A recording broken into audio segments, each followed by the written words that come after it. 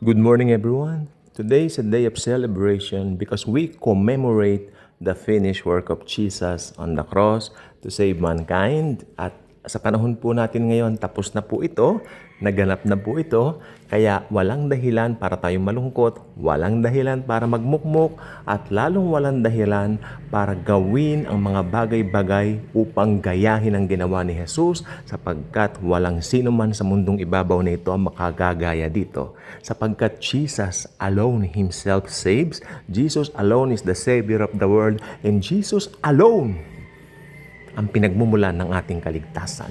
Okay? So sa umaga pong ito, I would like to congratulate every Christian na nakikinig at nanonood po ng video ito sapagkat tayo po ay nakasulat na po ang mga pangalan natin sa aklat ng buhay. At yan po ang isang katotohanan na kapag ka naiisip ko na I am saved, di ba? I am loved, di ba? I am embraced by Jesus always, all the time. Hindi niya ako iniiwanan. Wala pong dahilan para malungkot ako. Wala pong dahilan para ma-down ako. So, tayo po mga Kristiyano, kung tutuusin, walang dahilan para mainggit ka sa ibang mga tao. Dahil lahat po ng tao sa mundo ginawa ni Jesus na unique. Unique po bawat isa. Pero, sa lahat ng tumanggap sa Kanya, pinagkalooban niya na maging anak ng Diyos. Yan po ang mas importante kaysa sa iyong uniqueness. Okay? Maganda, unique po ang bawat isa. Pero sa lahat ng tumanggap sa Kanya, pinagkalooban niya na maging mga anak ng Diyos. Sa bagay na yan, kung ikaw ay Kristiyano, parang ako, common po tayo dyan. Pareho tayo dyan. At tayo po ay maraming pag-asa. Meron tayong blessed hope that Jesus one day will get His church for the rapture, to be with Him forever and ever until eternity. Kaya ito pong gusto ko pong sabihin po sa ating lahat. Today, again, is a day of celebration. No need to feel down. No need to worry about all of your anxieties sapagkat si Jesus ay nasa atin. Si Jesus ang buhay natin. Si Jesus ang lahat sa atin. Okay? So, again, overwhelming po talaga ang pagbabasa natin ng Bible. Pag nababasa natin yung John 3:16. Hindi po ito parang plakang gasgas o plakang sira na inuulit-ulit na lang. Parang nagsasawa kang marinig. Nope. Dahil ito po ang puso ng buong Biblia. The heart of the whole Bible is this verse, John 3:16. Remember that night when Nicodemus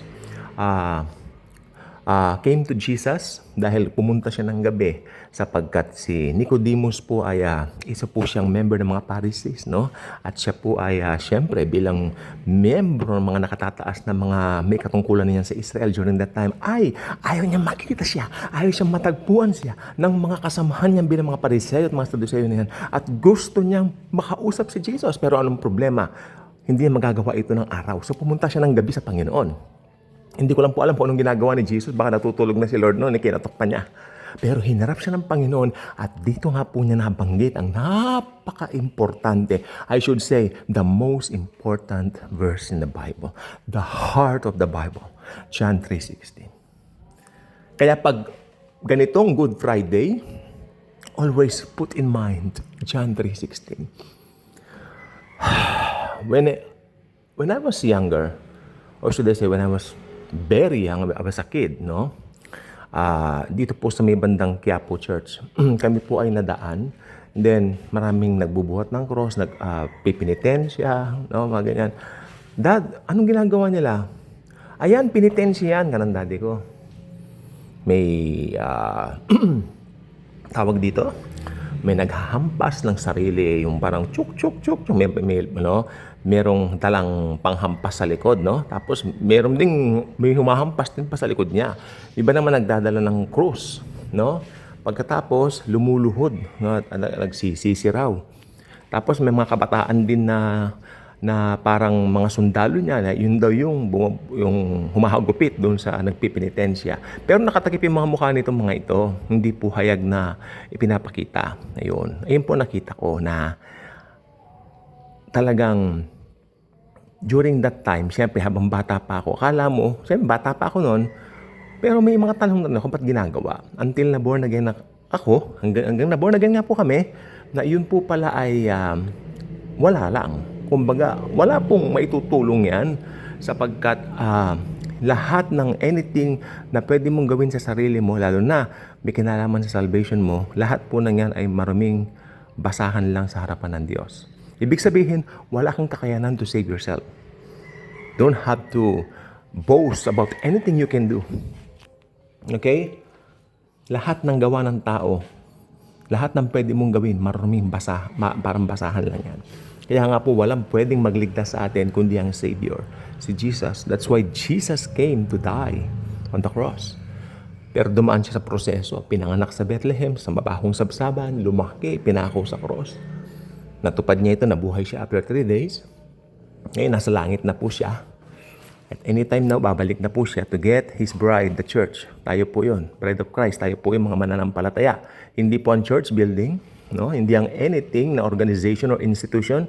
Tayo po yun. Okay? So, napakaganda po talaga at napakabalad nating mga mananampalataya sapagkat alam natin ang mga katotohanan ito. Hindi tayo nagbo-boast ng anything that we can do. We're only boasting of what Christ has done for us. And yan po ay sapat na overflowing, overwhelming, and wow, over-blessing. Okay? And it's something like you cannot just contain it in your mind na ganun pala kalalim ang pag-ibig ng Diyos sa atin. Tayo po ay sinulat na sa aklat ng buhay. Tayo po ay ligtas na.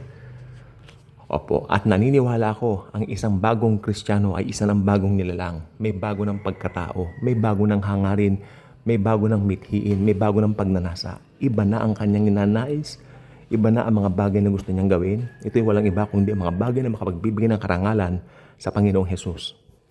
Dahil yan po ang pinaka-importante, especially ngayong Semana Santa. At ngayon nga pong Good Friday, it's a day of celebration. Don't need to feel down. You don't need to feel guilty about your past sins. No, we have a Savior. We have a living Savior na naghihintay po sa atin na lumapit lang po sa Kanya. Remember, sa Book of Revelation, chapter 3, verse 20, Behold, I'm knocking at the door of your heart. Anyone who will open it, I will come in. Kani Jesus. So, matagal naman kumakatok si Jesus sa mga puso po ninyo. Ba't hindi mo pagbuksan ng Panginoon? Papasukin mo siya. Tanggapin mo siya bilang Savior and Lord mo. Okay? Manipaniwalaan mo yung ginawa niya sa cross na yun ay sapat na upang ikaw ay maligtas. Na hindi mo kayang iligtas ang iyong sarili. We need a Savior. We need Jesus. Manalangin po tayo. Panginoong Jesus, alam ko na ako'y makasalanan at hindi ko po kayang iligtas itong aking sarili. Panginoon, naniniwala po ko na kayo po ay namatay sa krus upang bayaran ang mga kasalanan ko, past, present, future. Lord Jesus, kayo na po ang bahala sa buhay ko. Isinusuko ko po ang buhay ko po sa inyo. Kayo na po ang aking Lord and Savior from now on. I believe, Lord, yung ginawa mo lang po sa cross ay sapat na para ako'y maligtas. Lord Jesus, isulat mo po ang aking pangalan sa aklat ng buhay. Banal na Espiritu, ako po ay tatakan mo ng seal of your ownership. And God the Father, I know from now on you will always embrace me dahil I belong to your kingdom. Right now, since your Son, Jesus Christ, now lives in my heart. And Lord Jesus, kindly be the driver and the pilot of my life from now on. Thank you, Jesus. Thank you, God the Holy Spirit. Thank you, God the Father.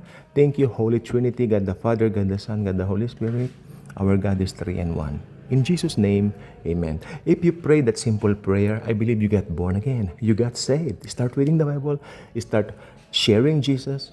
Start sharing His grace. And be happy and enjoy life. So, ganyan lang po ang buhay Kristiyano. Okay? Always be happy. Always share Jesus. Nasa bus ka ba? Nasa MRT or LRT ka? Nandun ka sa trabaho mo? Nasa school ka? Always share Jesus. Masaya ang buhay. Dahil si Jesus, tinapos na ang gawain sa cross. At sabi ko nga itong Good Friday nito is a day of celebration. God bless everyone. Iwasang magalit sa trabaho kasi tataas dugo mo. Pero yung sahod, hindi.